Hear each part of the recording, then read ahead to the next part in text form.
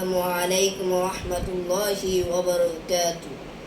الحمد لله نحمده ونستعينه ونستغفره ونعوذ بالله من شرور أنفسنا من يهد الله فلا مضل له ومن يضلل فلا هادي له حق بشيرا ونذيرا بين يدي الساعة إنا أعطيناك الكوثر فصل لربك وانحر.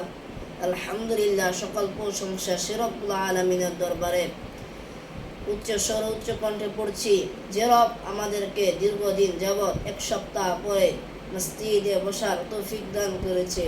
সে রব্বুল আলামিনের দরবারে শুকরিয়া আদায় করছি। উচ্চ স্বরে উচ্চ কণ্ঠে পড়ছি আলহামদুলিল্লাহ।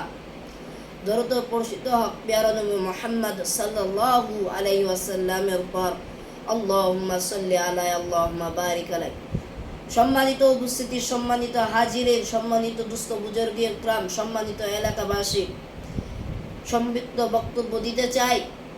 আজকে যে সময় আমাদের আজকাল যে যাচ্ছে, সময় মোটেও ভালো যাচ্ছে না। ফিলিস্তিনের উপর ইসরায়েলরা যৌথভাবে হামলা করছে, মসজিদ আকসাকে ভাঙার চেষ্টা করছে।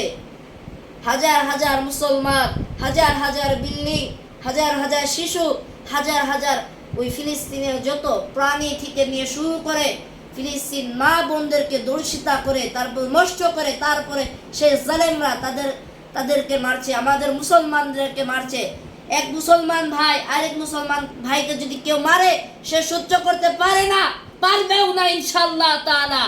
কিন্তু আমাদেরকে রাগ উঠিয়ে দিয়েছে ফিলিস্তিনদেরকে, এবং ইসরায়েল আলারা আমাদেরকে রাগ উঠিয়ে দিয়েছে। বাংলাদেশ থেকে শুরু করে সৌদি আরব পর্যন্ত, এবং কি কাতার থেকে নিয়ে যত প্রকার ইসলামিক দেশ আছে, ইসলামিক ধর্মের দেশ আছে, সকল প্রকার দেশ রাগান্বিত হোক বা না হোক, বাংলাদেশ থেকে এই সিয়াম মাহবুব রহমান সিয়াম শিকদার রাগান্বিত হয়ে গেছে ইনশাআল্লাহ তাআলা।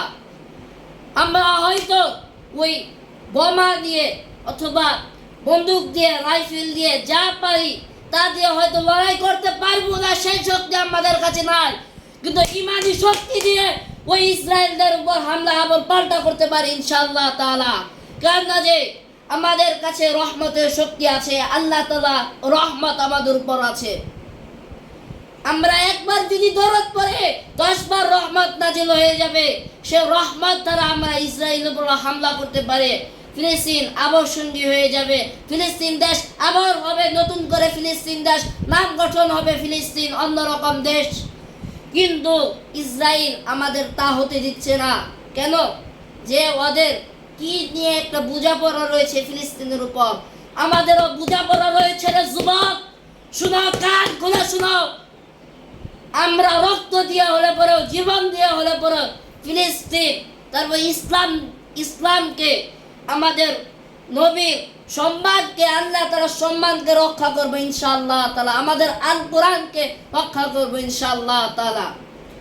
লড়াইয়ের ওই ময়দানেতে যেতে তোমাকে হবে, প্রয়োজনে সব রক্তটুকু জমিনে ঢেলে দেবে। তবুও তোমায় লড়তেই হবে, মানিবে না পরাজয়। বিপ্লব মানে জীবন দেওয়া, বসে থাকা নয়। সেই কোনদিন আসবে না রে, করো যদি ভয়। লড়াইয়ের ওই ময়দানেতে যেতে তোমাকে হবে, প্রয়োজনে সব